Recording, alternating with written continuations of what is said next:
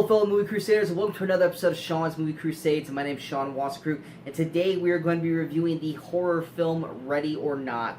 Now, ever since this trailer first came out, I've actually been really into it and actually pretty excited to see this film. I thought the horror dynamic of a hide-and-seek with people hunting you down in a mansion, I thought that story element was really going to work real well, and it looks like a nice balance of humor with the horror elements. So this one, actually, I was pretty excited for overall. Plus, the reviews coming out of the gate have been pretty solid. I know it's currently fresh on Rotten Tomatoes, plus the average rating review is right around a 7, 7.5. So I was actually pretty excited going into it. So let's go ahead and hop into the review and just see what I thought of Ready or Not. Now, the actual general plot is pretty simple, for the most part. We have the main character, Grace, played by Samara Weaving, and she is getting married into a very, very wealthy family to her soon-to-be husband, Alex, played by Mark O'Brien.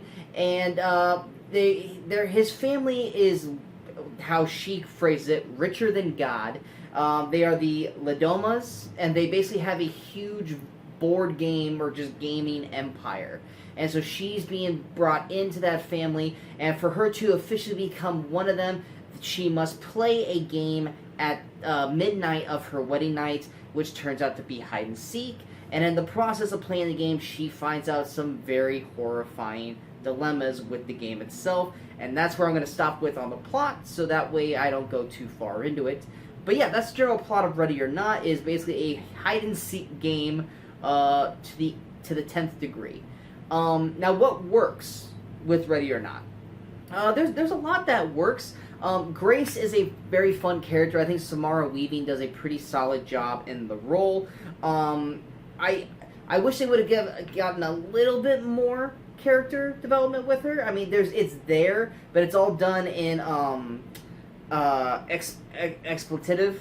It's exposition. There you go. That's the word. I don't know why I went explicit. It's very exposition. It's just more like, let someone else tell the story of Grace and not let Grace kind of go through it. I wish we could have gotten a little bit more of her character, but from what is in the film, I thought Samara Weaving did a pretty good job overall with the film. Do I think there are certain things she could have probably done more?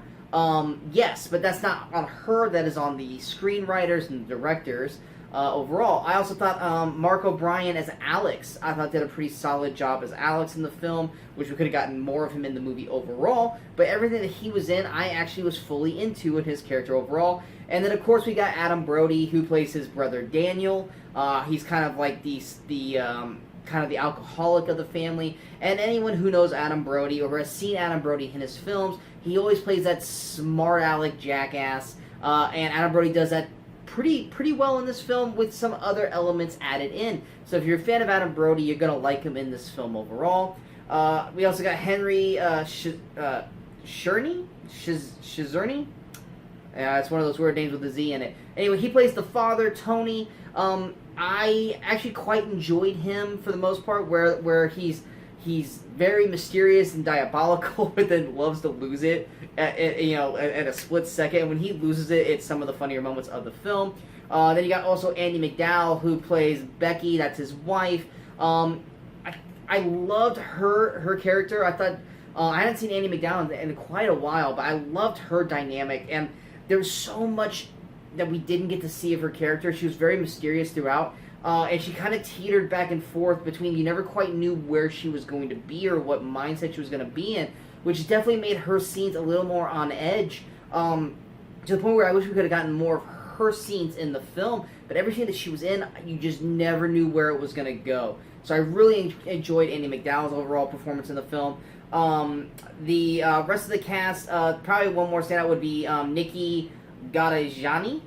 She plays Aunt Helene. Anyone who's seen the trailer, I mean, yikes. This woman looks terrifying. And while her character is a delight in terms of the horror element of the film, just wish we could have gotten more of her. But yeah, and then everyone else, you got Christian Brun, he plays Fitch. He was fun and amusing in his small parts he had. You had Melanie Scarfano. She played Emily. I liked her character. Once again, just not enough of her in the film overall.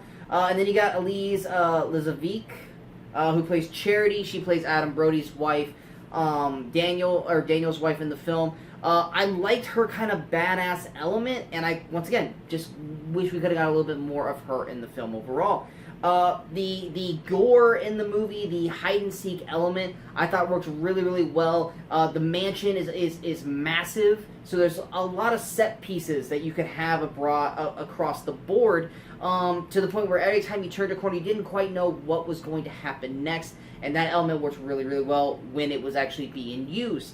So I liked the whole element. I liked the whole idea and the concept behind why they had to do with what they had to do it for, and the reasonings behind it. Could they have gone a little bit deeper with it? Absolutely. But for what we got, I liked what we had overall with it. So that's what I liked about Ready or Not. What I did not like about Ready or Not is that this movie does clock in at right around 90 minutes, so it does not overstay its welcome.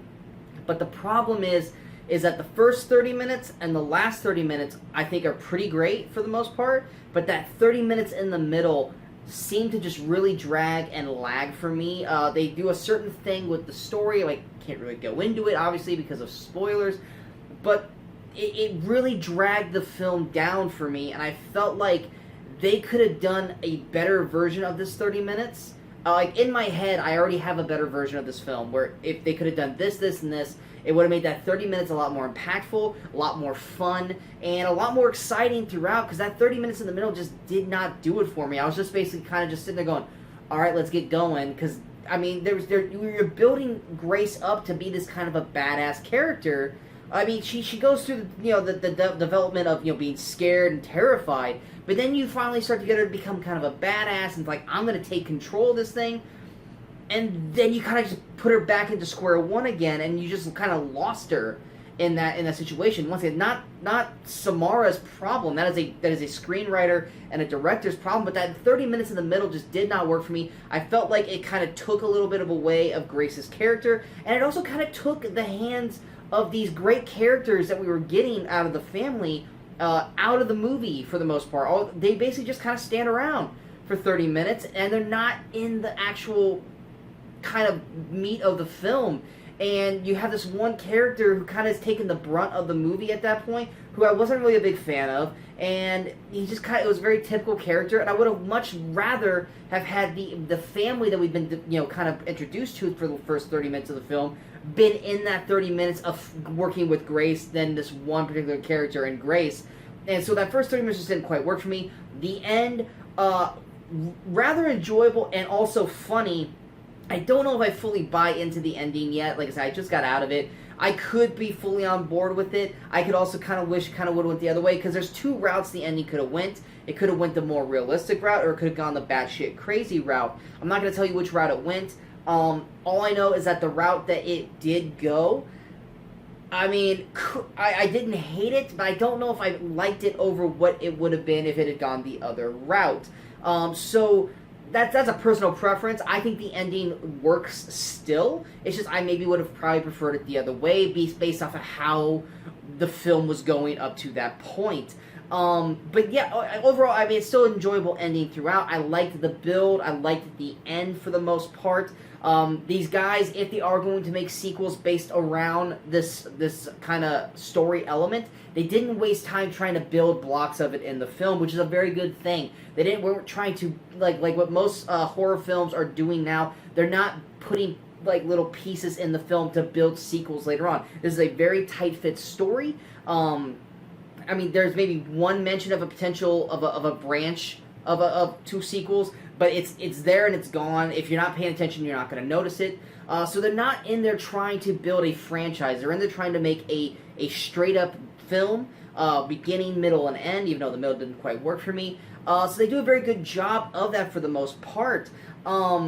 If they do decide to make more films based on this kind of situation, I'm all for it. I would love to see what these guys do next when they have one film under their belt. So I'm definitely okay with a sequel to this, or at least a sequel in the Ready or Not universe. But I'm glad they didn't try to do those building blocks in the film itself. So overall, I thought Ready or Not was really solid. I enjoyed it for the most part. Like I said, the middle didn't work for me. That doesn't make it a bad film. It just means that it could have been better, or so much more than what it was while watching it. I highly recommend the film. I think you guys will get a kick out of it. Anyone who likes horror with some humor splashed into it, as well as anything that's kind of like game-centric in terms of your horror, I think you guys will enjoy it. I think the cast is incredibly solid. Could they have gotten a little bit more out of the cast based off of a better story, or just more it written into the script? Absolutely. I think everyone in this is capable of doing so much more, so much better with this film than what they actually got to do. But they were solid in the film overall from what we got in the actual film itself. So like with this film, like I said, I highly recommend it, but it's one of those movies where it's like, it was good, but it could have been great. And if it would have gotten to that upper echelon, I felt like this could have been probably one of the best movies of the year, and definitely a movie that we'd be talking about for years to come, but it just didn't quite, I don't know, they just didn't want to, like, risk going that far with it, in terms of maybe overshooting their target, but this is a movie that I feel like they really could have just gotten a little bit more to it, and could have really broke that upper echelon, but it just kind of stayed right there in the middle. So it's a solid film overall. I think most people, guys go out will enjoy it. It seems like the critics are enjoying it, so I do recommend this film. But because of the situations I had with it, it does not crack into my top 10 of 2019 so far. So going to the list for 2019 movies so far, Toy Story 4 is still at the #1 spot, followed by Avengers Endgame, followed by The Peanut Butter Falcon at number 3, with Rocket Man at 4, Spider-Man Far From Home at number 5, Booksmart at number 6, Us at number 7, John Wick Chapter 3 Parabellum at number 8, Once Upon a Time in Hollywood at number 9, with Good Boys rounding out the top 10, with Midsommar just outside of the top 10. I hope you guys enjoyed this review, and if you guys did, go ahead and hit that like button. If you guys feel like this review is worth sharing, go ahead and hit that share button, but most importantly, don't forget to hit that subscribe button on the channel so that way you guys stay up to date with all the latest videos that pop up. And also don't forget to follow us on all the social media outlets you see below. Next week, probably not going to be a video out because I looked at the releases. There's not really a movie out there that's coming out that makes me want to go, ooh, I want to see that. So we're probably going to have a good week off, but the week after that, one of the most anticipated films of the year for me. You can kind of see him right here above my head. Yes, that is It. Chapter 2 comes out here in 2 weeks. I am super, super excited for that film. I cannot wait to see how they end this franchise, or end the book. But yeah, that is going to be coming out here in 2 weeks, so be out on the lookout for that. And yeah, until I see ya, fellow Movie Crusaders, good morning, good afternoon, and good night.